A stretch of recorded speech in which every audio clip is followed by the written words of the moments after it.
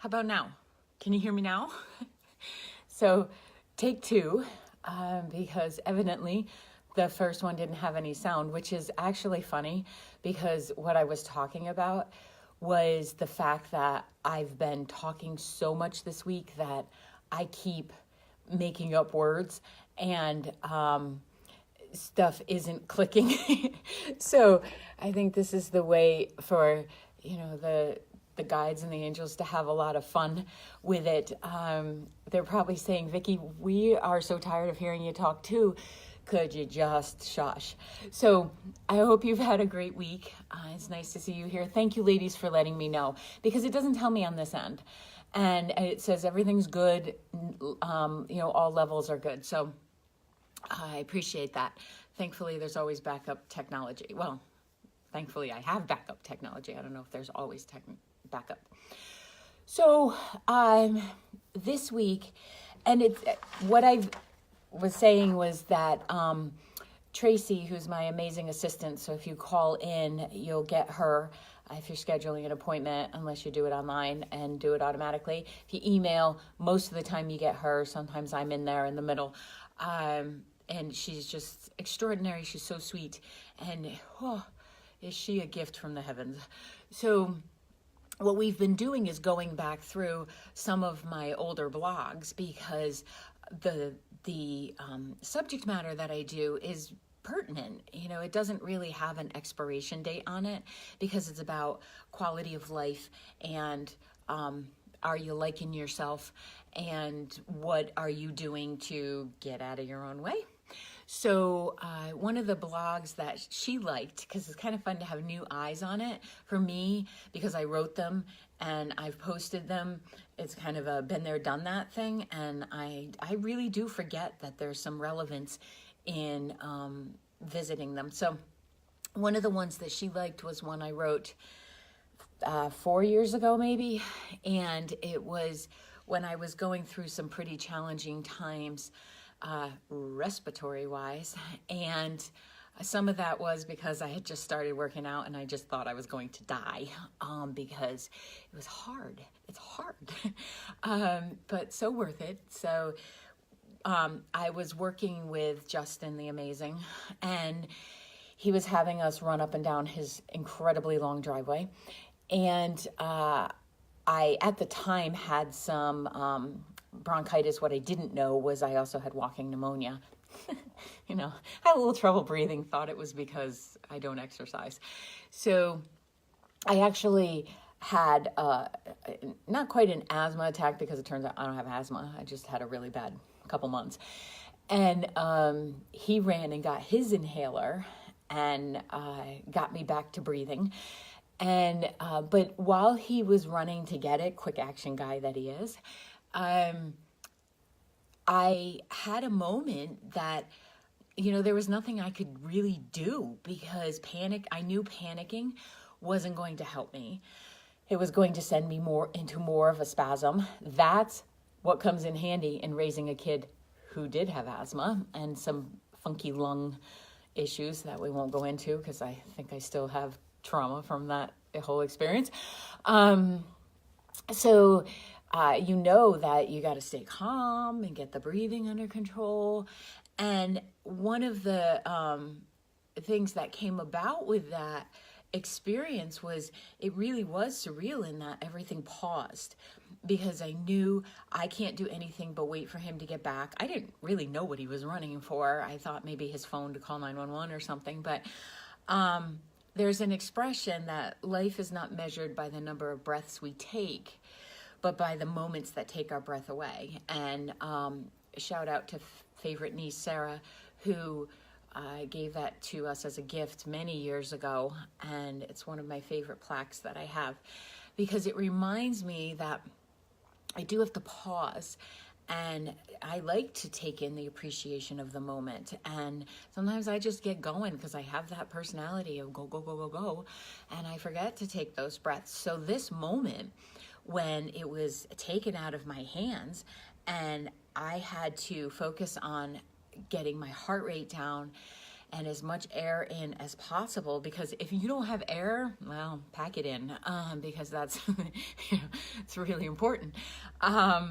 So what actually went through my mind in that, now it probably took him 30 seconds because he's fast like that, to go get the inhaler. But what went through my mind was, would I be okay? Like, if this is it, if this is my exit, would I be okay? Am I content within myself that if this is when I choose, my soul chooses its end of its contract, am I good with what I've done? Who I am would be most important for me, but what I've done and how I've contributed to this world. And I felt pretty peaceful, other than, of course, wanting to see, Howard and the kids again. It felt like a gift that I was being given, because in that moment, I didn't have regrets. Like, I didn't have anything other than a hyper focus in what was really significantly important. And that changed a lot for me. And I understand I have a slightly different, although adaptable, perspective on the whole kicking the bucket, croaking, checking out, all those other ones, punch your ticket, than most, because I really trust in our soul and the process that we're here experiencing, and then when we cross, that it doesn't end. So I get that I had worked that, so I had a little bit more of a preloaded calm, maybe, than most about the crossing process. I didn't always believe that, but, start hearing dead people and that'll happen. It'll bring some peace about. So while I was having this moment, it really was an epiphany for me. And this was long before Howard was, I don't know the timing. I think it was right around when he was first diagnosed. And so it was an epiphany that comes through a bronchospasm. And how exciting is that? Because, the messages from the universe aren't always great big cosmic 2x4s with blinking lights and saying, this is a message.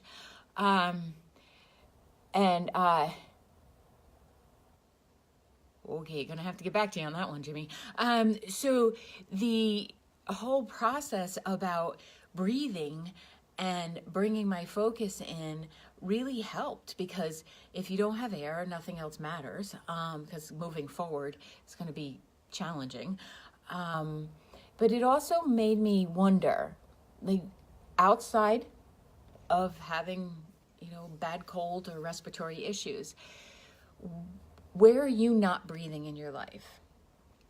Where can you not take in?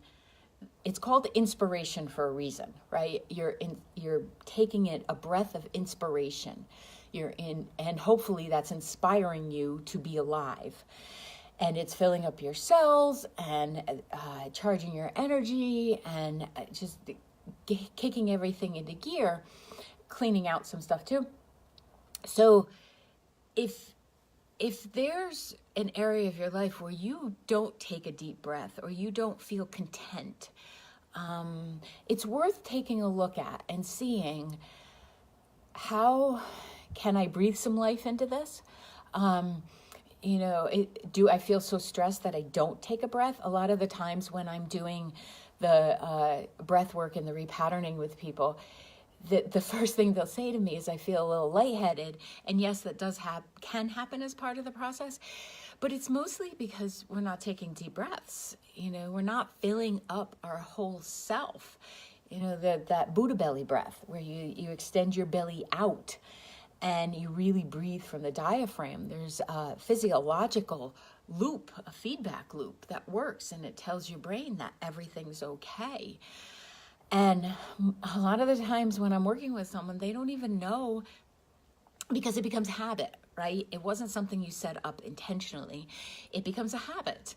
And then you, like anything else, if you give a little bit of attention to it, you can shift it and you can decide, how do you want to be in your own world. The other thing about the experience that came to me was I was there in that moment where I couldn't breathe, and I'm sure a part of me was scared and I've just glossed it over or something. But I really do remember mostly the calm. And I remember looking around because a couple other of my friends were there working out with me and thinking, these guys got it. You know, between Justin and I knew Ashley was in the house. She's a nurse. You know, so we were all right. I was going to be okay. And if I croaked, great. I would haunt some of you, and that would be fun. But it would still be okay. So I was, no matter what happened, I was good. But what came to me was, look at the support I have around me. Like, look at the people willing to stop everything they were doing. I don't think they were too upset to stop the running and the burpees and stuff, but we'll give them a little credit. Lori Magoon, remember you being there. So where is your support in your world? Because if you don't have support, taking those nice deep breaths and being able to receive inspiration through air, through other people, it's hard. It's very difficult. And I think there's only so much getting our own buns going that we can do. I think we work well with community and with those around us that can reflect back to us ask us what we need, and then go get it. It could be a coach if you don't have the social setting yet. It could be a therapist or a workout group, paint and sip class. I don't know, something where you're creating that support system for you, and it opens up not only your world but your lungs and your energy centers. And a lot of the times, like if somebody has a headache, I'll say, well, breathe into your head. It sounds a little kookabonkers, but if you've ever taken a yoga class or mindful meditation or anything like that, you breathe into the space. Or had a really amazing body worker massage therapist that went, when they're in there and you're like, ho, ho, ho. If you tighten up, it's going to get worse. But if you just relax and you breathe, things release. Right, Gina? So, in recognizing and maybe taking your inventory and seeing if you have support, you don't have support, are you open to the help? Are you open to people presenting you with some? Gina's a fantastic massage therapist on the North Shore, and she's got some strong hands. Let's just say that. So yeah, take a deep breath as those finger and that elbow is going in. Oh, it's just the best. So if someone brings you that tool, are you receptive to it? Can you take a deep breath and allow it to come in? I just had a conversation with someone else, and I was thanking him for being so open, like and having a really good communication style and being clear in what he was asking for and what we were talking about. And I said, I just want to thank you. It's so refreshing. And he reflected back to me. He's like, well, that's because you let me in. And it was such a fantastic tie-in here, because that's exactly what happened. I'm me. Like, if you have something to say it. I'll listen. I may not always agree, but in a great interaction, oh man, I'll let all that in, because I want to see, like, where can it go? And what information do you have that I don't have? And I feel like that ability and that awareness so many years ago that I wasn't breathing, and a lot of it was the stress of the time too, right? Because like I said, we hold our breath, and especially under moments of stress. So if you want to look at and tap into those moments, right, of that can take your breath away in such a joyful way, where you're surprised by somebody's generosity, or the beauty of a tree, with all I have these amazing trees. Oh, they melted outside. Well, the trees didn't melt, but there were these great icicles hanging off the trees, and it's so beautiful to look out when the sun comes through. Like, can you take that moment and just appreciate and bring that breath in? And that will open up the door to other, tools, other ideas coming in. Now, the stress part is sometimes there because of fear, right? So at the time, Howard was sick, and I was very concerned, and just handling a lot. So there was a lot of pressure on me, and I probably felt like I couldn't breathe. And that led to some other issues. So there was probably some cooties floating around too that I caught as well. But the fear, stressful situations can trigger that fear response. And that's fine. Fear in and of itself, exactly, Gina, that's why I was going there with the holidays. Because family get-togethers, we stress ourselves out with this whole materialistic thing that don't even get me started on that. And the pressure of what is somebody else doing? What are we supposed to do with these holiday things? What are you supposed to do? You're supposed to spend time with people and not buy a bunch of junk. So, but if you get together with a bunch of people, you'll find yourself either matching their lack of respiration or holding your breath. It's really fascinating. And when I'm in a group, if I'm going to give away one of my tricks of the trade here, if I feel the energy heighten, I will start taking really deep breaths. I don't go into the ocean breathing, so I sound like a wackadoodle, but I will take really deep breaths, and you'll see that the empathic people around you start to take those breaths too. And then all of a sudden everybody's calming down because they're matching, and you end up in this really cool synchrony. Told you, no words, running out of vocabulary. So the fear is fine. Sure, it doesn't feel so great, but if you take those moments of breath and you look back and say, well, I was scared before, and look, I'm here, I made it through. So the being scared isn't the issue. It's knowing you can catch your breath and move through those tough times that leads to the deeper breaths and the more consistent support of self. And then, the relay effect of having those tools on board. You have to practice this. I mean, there's no easy answer here, people. I know everybody wants a drive-through or magic wand, but you have to practice the support mechanisms that you want to have in your life. No book is going to give you that. No one on a Facebook thing is going to give you that. You have to do it for yourself.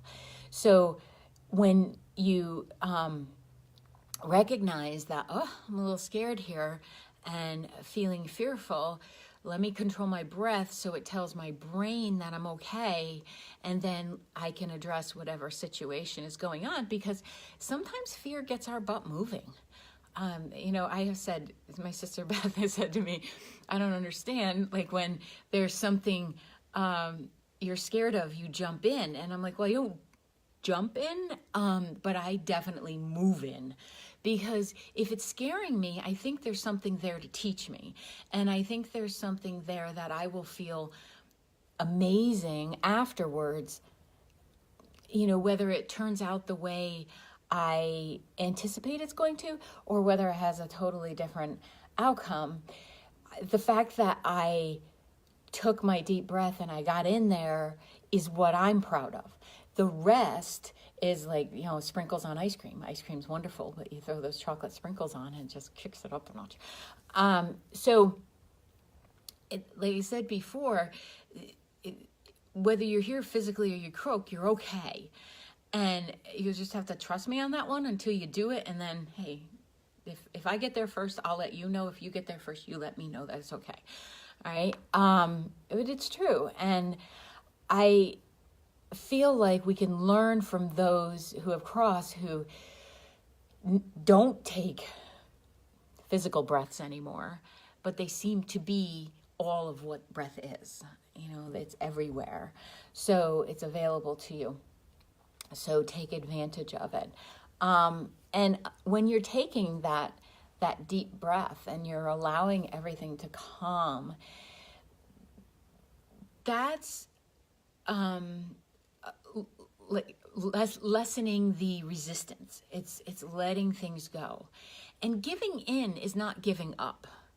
So when you give in to the feeling of, I just need to let go of the stress right here and whatever's going on, you're not saying that you're giving up. You're giving space. Just like when you take a nice deep breath, you open up that rib cage, you get the back body involved, you get the side bodies involved. And it just feels so good to take those nice deep inhalation as well as the exhalation, because if you just keep breathing in, you'll blow up. So giving a little bit of compassion. Fear stepped in. On my phone, it makes everything so much smaller. So good job, Jean. Getting in there, taking the deep breath. Fear stepped in. I can't see the rest of your comment. I'm assuming you stepped forward. And you let fear know, it's okay, buddy, I got you. I'm taking care of this. So that courage that it takes to do that, you all have done it hundreds and hundreds of times, but maybe you just didn't count it. Maybe you didn't look at it. So the next time you're fighting and you're pushing against something, take that nice deep breath and allow everything to drop in, and it will help you to release the resistance and to feel more open. And then that leads to universal energy matching you, and then whatever you're wanting to aspire to and whatever you're wanting to release can happen, right? So it ends up being a relay race. Well, don't race, a relay, where you're handing the baton off from one to the other. And then, the result being you move forward. Hey, how many deep breaths have you had to take this week, Miss Amy? So it's been a busy week, hasn't it, for everybody? Even if you take holiday out of it, the energy's been like, whoa! So we're very resilient. You get as many breaths a day as you would like to take. Now, it's great to slow them down and take a little less and have them be full, have them be sustaining. But we're so resilient that we forget that in moments of stress and in get-togethers and I gotta do's and all that kind of stuff, that we have already done really amazing things, and we will continue to do that. And the amazing thing may be that you go through your day and you remembered on multiple occasions to stop, to take those breaths, and to give to yourself a gift. It's free, people. And you know what's not free? The copay for anxiety meds, because you're not breathing. There you go. Just saved you some money.